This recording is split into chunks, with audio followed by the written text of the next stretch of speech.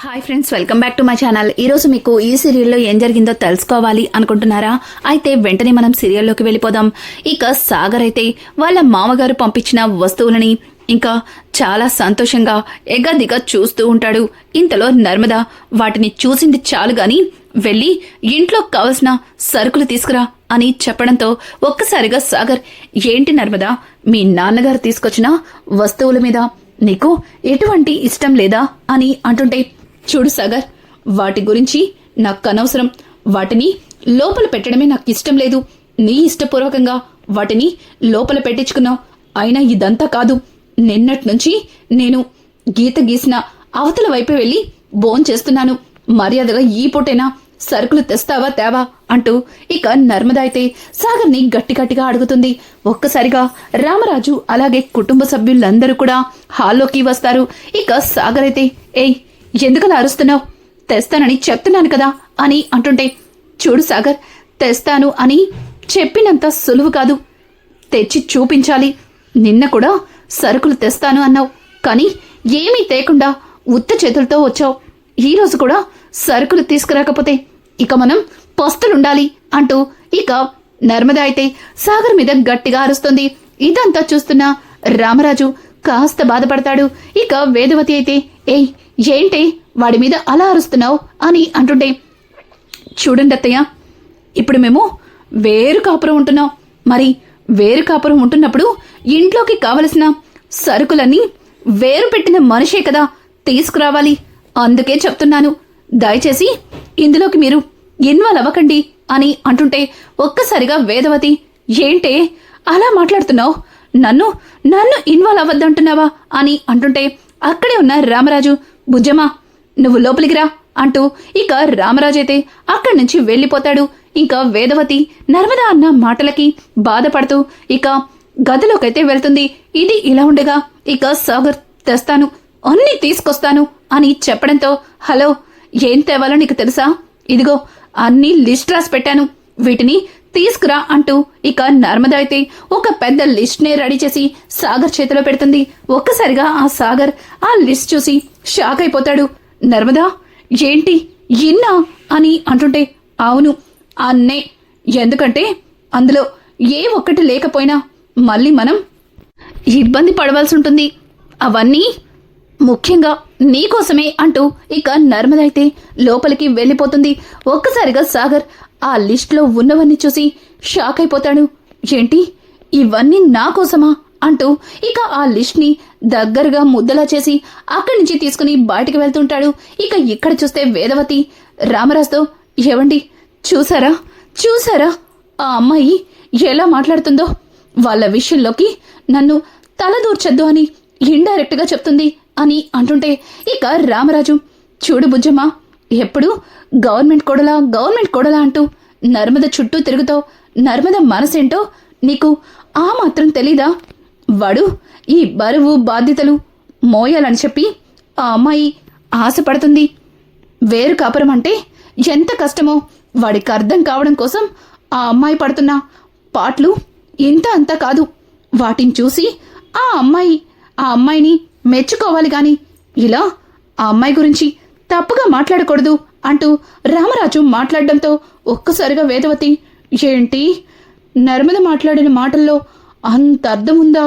నా మట్టి బుర్రకి అస్సలు అర్థం కాలేదు అంటూ వేదవతి అమాయకంగా రామరాజుతో మాట్లాడుతుంటే ఇక రామరాజు, చూడు బుజ్జమ్మ, నర్మద మనతో విడిపోవడానికి అస్సలు ఇష్టపడలేదు. నడిపోడు వల్లే నర్మద అలా వేరు కాపురానికి ఒప్పుకోవాల్సి వచ్చింది. తిరిగి మళ్ళీ వాణ్ణి మనని కలపడానికి తను నానా తిప్పలు పడుతుంది. నడిపోడు అంత ఈజీగా ఒప్పుకునేవాడైతే కాదు అంటూ రామరాజు చిన్నగా నవ్వి, సరే పుజ్జమ్మ, నాకు కాస్త తలనొప్పిగా ఉంది, కొంచెం టీ తెస్తావా అని చెప్పడంతో ఇక రామరాజు, ఏవండి, మనసులో ఇంత ప్రేమని పెట్టుకుని మరి నడిపొడుతో ఎందుకండి అలా మాట్లాడారు అని అంటుంటే ఇక రామరాజు, చూడు బుజ్జమ్మ, వాడు చేసిన తప్పుని మనం క్షమించేస్తే పదే అటువంటి తప్పులు 100 చెయ్యొచ్చు. అందుకే మొదటి తప్పుతోనే వాడు ఆగిపోవాలని అంత కోప్పడ్డాను. కానీ వాడు ఇంత పెద్ద నిర్ణయం తీసుకుంటాడని నేను అస్సలు ఊహించలేకపోయాను. సరేలే బుజ్జమ్మ, ఏదైనా మన మంచికే అనుకోవాలి. వెళ్ళి కాఫీ తీసుకురా అని చెప్పడంతో, ఏంటండి రామరాజు గారు, ఈ మధ్య మీరు కూడా కాసేపు కాఫీ కాసేపు టీ అంటూ మీరు కూడా నన్ను వెర్రిదని చేస్తున్నారు కదా అంటూ ఇక వేదవతి నవ్వుకుంటూ అక్కడి నుంచి వెళ్ళిపోతుంది. ఇక ఇది ఇలా ఉండగా ఇక్కడ చూస్తే వల్లి ఏమో, ఛా, ఈ నర్మదని ఇంటి నుంచి గెంటేసి సంతోషంగా ఉండొచ్చు అనుకున్నాం. కానీ ఈ నర్మద ఇదే ఇంట్లో ఉండి ఇప్పుడు కూడా నా మీద పెత్తనం చలాయిస్తుంది అంటూ వల్లి అయితే కోపంతో రగిలిపోతుంది. ఇక ఇంతలో వల్లి దగ్గరికి ప్రేమ అయితే వస్తుంది. ఒక్కసారిగా ప్రేమని చూసి వల్లి కంగారు పడుతూ, అయ్ బాబోయ్, ఈ సీమ్ మిరపగా వస్తుంది. ఈ పొట్టిది ఖచ్చితంగా నా కడుపు గురించే మాట్లాడుతుంది. దీనికి దొరకకుండా తప్పించుకోవాలి అంటూ గబగబా కబోర్డ్లో నుంచి ఒక శారీని తీసుకుని హడావుడిగా బయటికి పరిగెడుతుంది. ఒక్కసారిగా ప్రేమ, హాయ్ అక్కాయ్, ఎక్కడికి వెళ్తున్నావు? నేను నిన్ను కలవడానికి వస్తే నువ్వేమో నాకు తప్పించుకుని వెళ్తున్నావు అని అంటుండే, అయ్ బాబోయ్, అదేం కాదు సల్లాయ్, స్నానం చేసుకుందామని వెళ్తున్నాను. ఇదిగో చేతిలో సీర చూడలేదా అంటూ ఇక వల్లి అయితే ప్రేమతో మాట్లాడుతూ ఉంటే, ప్రేమ, చూడు బల్లక్కాయ్, నేను నీతో కూతంతా మాట్లాడాలి, కాస్త లోపలికి వెళ్దామా అని అంటుంటే, ప్రేమ, ఎండాకాలం కదా, బాగా ఉక్కపోతగా ఉంది. పైగా నేను ఉత్తి మనిషిని కూడా కాదయ్యే. కడుపుతో ఉన్న వాళ్ళకి కొంచెం ఇలాగే ఉంటుందని మా అమ్మ చెప్పింది. అందుకే ఒక 2 చెంబులు నీళ్లు పోసుకొని వచ్చేస్తాను అంటూ ఇక వల్లి అయితే ప్రేమకి దొరకకుండా తప్పించుకుని వెళ్ళిపోతుంది. బల్లకాయ్, కడుపు గురించి మాట్లాడిన ప్రతిసారి నువ్వు ఇలాగే తప్పించుకుంటున్నావు. ఎక్కడ నేను నీ కడుపు టాపిక్ తీసుకొస్తానని ఇప్పుడు దొరకకుండా పారిపోయావు కదా.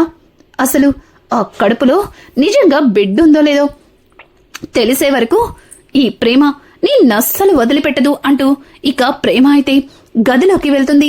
ఇక ధీరజ్ అయితే హడావుడిగా రెడీ అవుతుంటే ఒక్కసారిగా ధీరజ్ ని చూసిన ప్రేమ, రే ఏంట్రా ఈ టైంలో ఎక్కడికి వెళ్తున్నావు అని అంటుంటే, చూడు ప్రేమ, ఈఎంఐ చాలా ఎక్కువగా ఉంది. దానికి నేను కొంచెం ఇలాగే కష్టపడాలి అని అంటుంటే, హలో బాబు బంగారం, నువ్వు ఇప్పుడు వెళ్ళడానికి ఇదేమీ పగలు కాదు, నైట్. టైం చూసావా, 10 అయ్యింది అని అంటుంటే, అది కాదు ప్రేమ, బళ్ళారికి వెళ్ళడానికి ఒక మంచి కిరాయి వచ్చింది. ఈ సఫారీ చేస్తే మనకి అనుకున్నంత అమౌంట్ సెట్ అయిపోతుంది. తర్వాత నీతో ఎస్ఐ ట్రైనింగ్ కూడా ఎగ్జామ్ రాయించాలి కదా అని అనడంతో, రేయ్, ఇంకొక్కసారి నన్ను ఎస్ఐ ట్రైనింగ్కి ఎగ్జామ్ రాయమంటే నేను నిజంగానే మావయ్య గారితో చెప్పేస్తాను. చూడు, నువ్వు పెద్ద కిరాయి అన్నావు కాబట్టి నిన్ను పంపిస్తున్నాను, లేకపోతే ఈ 10ంటికి నిన్ను పంపడం అస్సలు ఇష్టం లేదు. రే ధీరజ్, కాస్త జాగ్రత్తరా అని చెప్పడంతో, ఏం కాదులేవే, కస్టమర్తో మాట్లాడాను. అతను ఇక్కడి నుంచి బళ్ళారికి మామిడి పళ్ళు కొనుక్కొని వెళ్తున్నాడట. వాటిని బస్లోనో లేకపోతే ట్రైన్లోనో తీసుకెళ్తే నలిగిపోతాయి, అందుకే కార్ బుక్ చేసుకున్నాను అంటూ అతను ఏదేదో చెప్తున్నాడు. అయినా అతను చెప్పేదాంతో మనకి పని లేదు, అతనిచ్చే డబ్బులు ముఖ్యం. సరే, నేను బళ్ళారి వెళ్తున్నాను, ఉదయాన్నే తిరిగి వచ్చేస్తాను, నువ్వు జాగ్రత్త అంటూ ఇక ప్రేమతో చెప్తుంటే, రే, నేను ఇంట్లోనే ఉంటాను, బయటికి వెళ్ళేది నువ్వు జాగ్రత్త, సరేనా? నైట్ అంతా నిద్ర లేకుండా డ్రైవింగ్ చేస్తాను అంటున్నావు, ఎందుకు నాకు కాస్త భయంగా ఉంది. రే ధీరజ్, ఈ ఒక్క పూటకి ఉండిపోరా, ఆ సవారీ క్యాన్సిల్ చేశారా అని అంటుంటే ఇక ప్రేమ అన్న మాటలకి ధీరజ్ నవ్వుతూ, ఏయ్ పిచ్చిదానా, నాకేమవుతుంది? జస్ట్ మామిడి పళ్ళు తీసుకెళ్తానికి ఒక వ్యక్తి ఇక్కడి నుంచి బళ్ళారిపోతున్నాడు, వాణ్ణి డ్రాప్ చేసి రావడమే కదా. చూడు, నువ్విలా ఏడు మొహం పెట్టుకుని పంపించకే, నాకు అంత మంచి జరగదు అంటూ ధీరజ్ అయితే ప్రేమని అంటూ ఉంటే, ప్రేమ సరేలే వెళ్ళు అంటూ ఇక ధీరజ్ని వెళ్ళమని చెప్తుంది. ఇక ధీరజ్ కార్ తీసుకుని ఎక్కడైతే అతను వెయిట్ చేస్తున్నాడో ఆ లొకేషన్కి చేరుకుంటాడు. ఇక అతనైతే, బాబు వచ్చావా? ఈ టైంలో నాకు ఎలా వెళ్ళాలో అర్థం కాలేదు. పైగా మా పిల్లలకి మామిడి పళ్ళంటే చాలా ఇష్టం. ఇదిగో ఈ మామిడి పళ్ళ కోసం ఇంత దూరం వచ్చాను. బస్సులోనో లేక ట్రైన్లోనో వెళ్ళొచ్చు, కానీ అంతగా బస్సులో ట్రైన్లో సేఫ్ కదని ఇలా క్యాబ్ బుక్ చేసుకున్నాను. పైగా నేను ఉదయాన్నే ఒక మీటింగ్ కూడా అటెండ్ అవ్వాలి. థ్యాంక్ యూ బాబు. కొంచెం వీలైనంత త్వరగా నన్ను బళ్ళారిలో డ్రాప్ చేయి అంటూ ఇక అతనైతే ఆ మామిడి పళ్ళ బుట్టని ఎత్తుకుని కారులో కూర్చుంటాడు. ఇంకా ధీరజ్ అయితే అతనితో సరదాగా మాట్లాడుతూ అక్కడి నుంచి డ్రైవింగ్ అయితే మొదలు పెడతాడు. ఇక అతను ఎవరో కాదండి, భద్రావతి సేనాపతి. ధీరజ్ని ఒక స్మగ్లింగ్ కేసులో ఇరికించాలి అనుకునే వ్యక్తే. అతను అనుకున్నట్టుగానే ఆ మామిడి పళ్ళ బుట్టలో మామిడి పళ్ళ మధ్యలో పెట్టిన ఆ పెద్ద బ్యాగ్ని ఇక తీసి నిదానంగా ధీరజ్ కార్కి సీటు కింద పెట్టేస్తాడు. ఇంకా ఎప్పటిలాగానే ఆ పళ్ళని బుట్టలో సర్దేస్తాడు. ఇంకా అతను అనుకున్నట్టుగానే ధీరజ్ అతన్ని బళ్ళారిలో డ్రాప్ చేస్తాడు. అతను ఇవ్వవలసిన డబ్బు కంటే కూడా కాస్త ఎక్కువగానే ఇస్తుంటే ధీరజ్, సార్ నా అమౌంట్ ఇంత కాదు సార్, మీరు ఎక్కువ ఇస్తున్నారు అంటూ ధీరజ్ అయితే అతను ఎగస్ట్రా ఇచ్చిన డబ్బుని అతనికే ఇవ్వబోతుంటే, చూడు బాబు, ఇంత తక్కువ టైంలో నన్ను ఇంత ఫాస్ట్గా తీసుకొచ్చి నేను అనుకున్న ప్లేస్లో డ్రాప్ చేశావు అని అంటుంటే, అవును సార్, మీరు ఇంటి దగ్గర దిగలేదు, అలాగే ఒక బస్ స్టాండ్లోనూ దిగలేదు, ఇలా ఎవ్వరు లేని ప్లేస్లో దిగారు.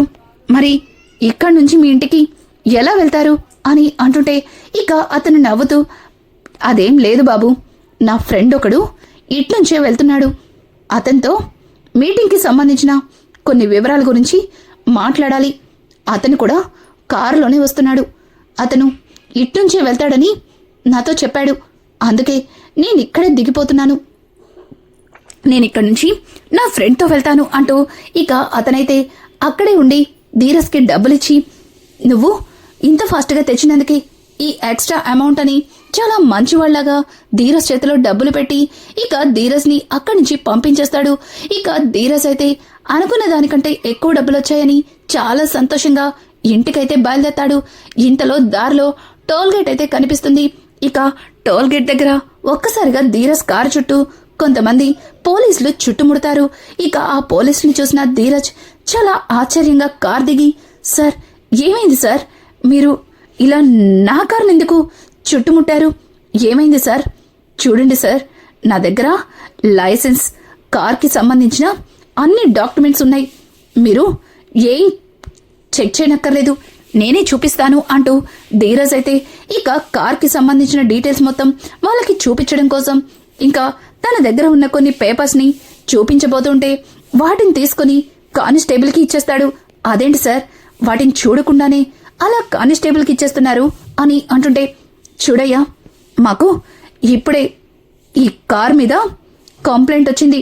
ఇందులో కొన్ని మారక ద్రవ్యాల్ని స్మగ్లింగ్ చేస్తున్నట్టుగా మాకు ఇన్ఫర్మేషన్ వచ్చింది అని చెప్పడంతో ఒక్కసారిగా ధీరజ్, ఏం మాట్లాడుతున్నారు సార్, మారక ద్రవ్యాల్ని నేను స్మగ్లింగ్ చేస్తానా? మీకేదో రాంగ్ ఇన్ఫర్మేషన్ వచ్చినట్టుంది. లేదు సార్, ఇప్పుడే ఒక అతన్ని మామిడి పళ్ళ బుట్టతో మా ఊరు నుంచి ఈ బళ్ళారి తీసుకొచ్చాను, అతను ఇక్కడే దింపాను సార్ అని అంటుంటే, ఎవయ్యా నీ కంటికి ఎలా కనిపిస్తున్నావు, అక్కడ మొత్తం అడవే ఉంది, అక్కడ నువ్వు అతన్ని డ్రాప్ చేసావా ఏంటి? నువ్వు స్మగ్లింగ్ చేసే ప్యాకెట్ని ఇక్కడి నుంచే ఈ అడవిలో నుంచే తీసుకొస్తున్నావా? ఈ అడవిలోనే స్మగ్లర్స్ ఉన్నారని మాకు ఇన్ఫర్మేషన్ అందింది అంటూ ఇక పోలీసులైతే ధీరజ్ చొక్కా పట్టుకోవడంతో ఒక్కసారిగా ధీరజ్, సార్ ఎటువంటి ఇన్ఫర్మేషన్ లేకుండా, అలాగే ఎటువంటి సాక్ష్యాధారాలు లేకుండా మీరిలా నన్ను అరెస్ట్ చేయడం బాగలేదు అని అంటుంటే, నీకు సాక్ష్యం కావాలా? ఉండు, కానిస్టేబుల్స్ వీడి కార్ మొత్తాన్ని చెక్ చేయండి అని చెప్పడంతో ఇక కానిస్టేబుల్స్ అందరూ కూడా కార్ మొత్తాన్ని చెక్ చేసి ఇక అతను కార్ సీటు కింద పెట్టిన ఆ బ్యాగ్ని అయితే తీస్తారు. సార్ సార్ ఇదిగోండి సార్ మారక ద్రవ్యాలు అంటూ కానిస్టేబుల్స్ ఆ ప్యాకెట్ని ఇక ఇన్స్పెక్టర్కి చూపించడంతో ఒక్కసారిగా ధీరజ్ షాక్ అయిపోతాడు. లేదు, నేను అలాంటి వాడిని కాదు, ఎక్కడో ఏదో పొరపాటు జరిగింది, ఎవరో ఆ ప్యాకెట్ని కావాలని వదిలిపెట్టారు అంటూ ఇక ధీరజ్ గట్టిగట్టిగా అరుస్తుంటే, చూడు నువ్వు వీటిని స్మగ్లింగ్ చేస్తున్నావో లేదో మేము స్టేషన్కి వెళ్ళాక తెలుస్తాం, రేయ్ ఈ కార్ని సీజ్ చేయండి, నడవరా నడవంటూ ఇక ఇన్స్పెక్టర్ అయితే ధీరజ్ని తీసుకుని అక్కడి నుంచి స్టేషన్కి అయితే బయలుదేరతారు. ఇది ఇలా ఉండగా ఉదయాన్నే ధీరజ్ ఇంకా రాలేదని ప్రేమ బయట గేటు దగ్గర నుంచుని ఎదురు చూస్తూ ఉంటుంది. ఇంతలో రామరాజు, అమ్మా ప్రేమ ఏమైందమ్మా, చిన్నోడు ఇంట్లో లేడా అని అడగడంతో, లేదు మావయ్య గారు, నైటు బళ్ళారి వెళ్ళే కిరాయి వచ్చిందని ధీరజ్ హడావుడిగా వెళ్ళిపోయాడు, ఉదయాన్నే వచ్చేస్తాను అన్నాడు, ఈ పాటికి రావాలి, ఇంతవరకు రాలేదు, పైగా వాడికి ఎన్నిసార్లు ఫోన్ చేసినా కాల్ లిఫ్ట్ చేయట్లేదు అని చెప్పడంతో ఇక రామరాజు, ఏంటి ఎన్నిసార్లు ఫోన్ చేసినా ఫోన్ లిఫ్ట్ చేయట్లేదా అంటూ ఇక రామరాజు అయితే తను కూడా బయటికి వస్తాడు. ఒక్కసారిగా కానిస్టేబుల్ అక్కడికి వచ్చి, ఇది ధీరజ్ ఇల్లేనా అని అడగడంతో ఒక్కసారిగా అందరూ కూడా షాక్ అయిపోతారు. ఇక రామరాజు, అవును ధీరజ్ మా అబ్బాయే, ఏమైంది వాడికి, వాడు బాగానే ఉన్నాడు కదా, వాణ్ణెందుకు అడుగుతున్నారు అంటూ రామరాజు అయితే ఇక కానిస్టేబుల్ మాట్లాడనివ్వకుండా రకరకాల ప్రశ్నలు అడుగుతూ ఉంటాడు. ఇంకా కానిస్టేబుల్ అయితే, సార్ నన్ను కాస్త మాట్లాడనివ్వండి, అతన్ని రాత్ర బళ్ళారి నుంచి వచ్చే దారిలో స్మగ్లింగ్ సప్లై చేస్తూ దొరికిపోయాడు, అతన్ని అరెస్ట్ చేశాం, ఆ విషయం మీతో చెప్పడానికే నేను ఇక్కడికి వచ్చాను అంటూ ఇక కానిస్టేబుల్స్ అయితే అక్కడి నుంచి వెళ్ళిపోతాడు. ఒక్కసారిగా కానిస్టేబుల్ అన్న మాటలకి అక్కడికక్కడే రామరాజు కుప్పకూలిపోతాడు. ఇక భద్రావతి సేనాపతి కుటుంబం అయితే బయటకైతే వస్తుంది. రే రామరాజు, ఏంట్రా ఇది, నీ చిన్న కొడుకు స్మగ్లింగ్ చేస్తున్నాడా, రేయ్ అన్నీ అయిపోయాయి, చివరికి స్మగ్లింగ్ కూడా మొదలు పెట్టేశారా, ఎంతైనా నీ కొడుకులు మహామేధావులరా, డబ్బు ఈజీగా సంపాదించడం ఎలాగో భలే తెలుసుకున్నారా, ఛీ నీ పెంపకం ఇంత దిక్కుమన్నట్టుంటుందని ఇప్పుడైనా నీకు అర్థమైందా అంటూ ఇక సేనాపతి అలాగే భద్రావతి ఇద్దరు కూడా రామరాజుని అవమానిస్తుంటారు. ఇక రామరాజైతే ఏం మాట్లాడలేక మౌనంగా ఉండిపోతాడు.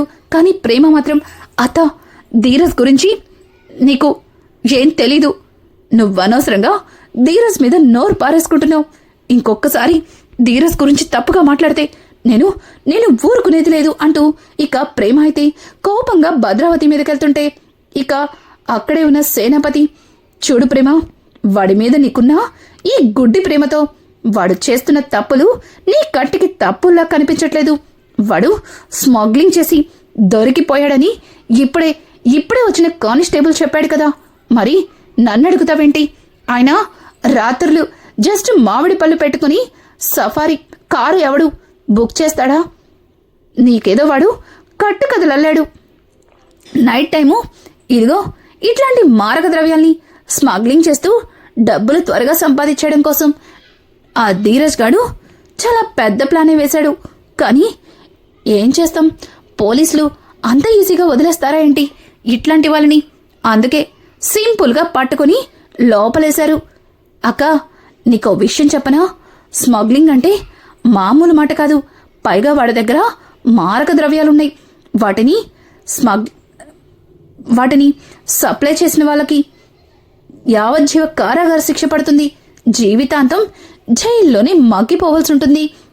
అయినా అదేంటి రామరాజు, కొడుకుతో మరి ఇటువంటి పనులు చేయడం నీకు సిగ్గనిపించట్లేదా అంటూ భద్రావతి అలాగే ఇక సేనాపతి ఇద్దరు కూడా ఇంకా రామరాజుని అవమానిస్తుంటారు.